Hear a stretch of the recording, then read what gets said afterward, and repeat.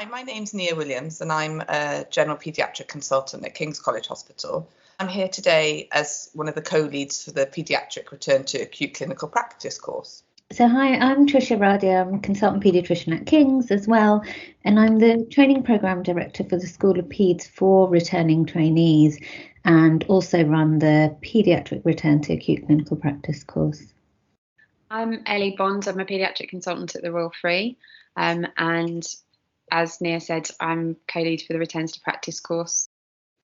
So this course actually was in a different format. It was for trainees returning from maternity leaves, obviously targeting women, and was run as a pilot through the School of Paeds by 2 education fellows alongside a supervisor. In 2014, we were awarded funding through the School of Paeds and it was a recognised course through the school, and it evolved into a version of what we run now. So we made it high fidelity simulation, as we know that that's a good way to learn for trainees.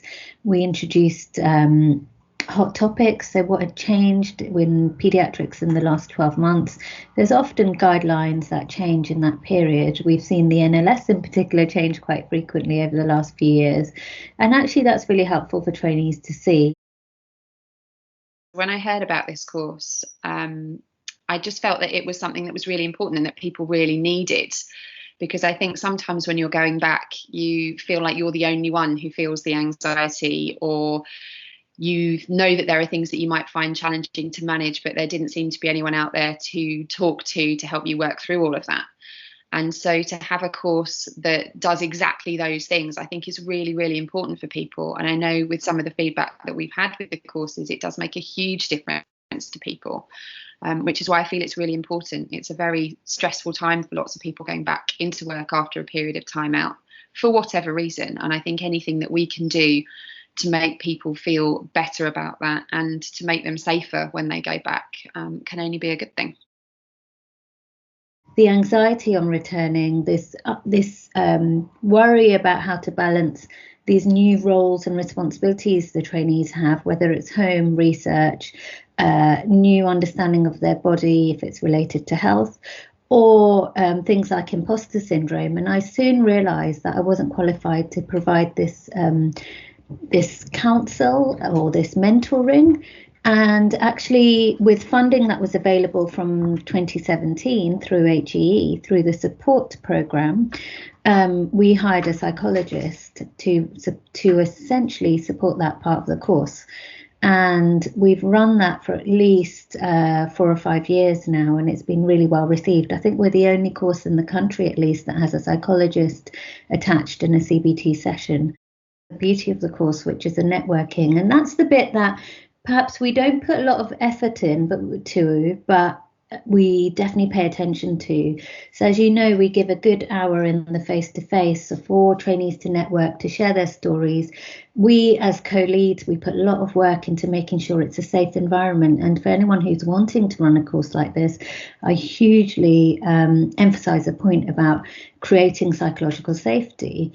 And actually, the feedback for the face-to-face courses was, yes, the simulation and the hot topics we run is brilliant, but actually the things that were really well received was the psychologist and also the networking and supportive nature that all the trainees gave.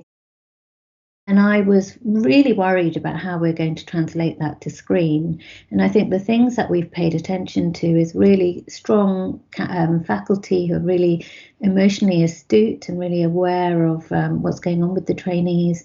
They have contact with myself and also another email address and my telephone number closer to the time if there are any anxieties or issues.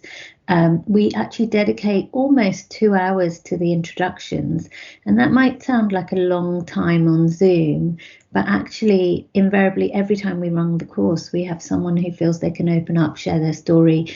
We often have tears, and we really work hard to ensure we support them in a virtual format, but also one of us reaches out to them afterwards to make sure they're okay.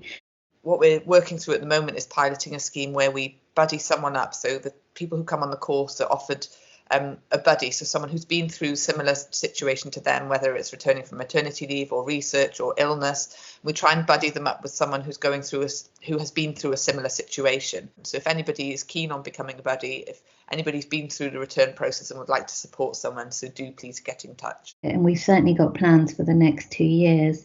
We currently run it 6 times a year across London, so we get to about 100 trainees, which is what we expect are out of training, and we do extend to KSS trainees, and we'll be more than happy to share this programme outside of London for anyone who's interested.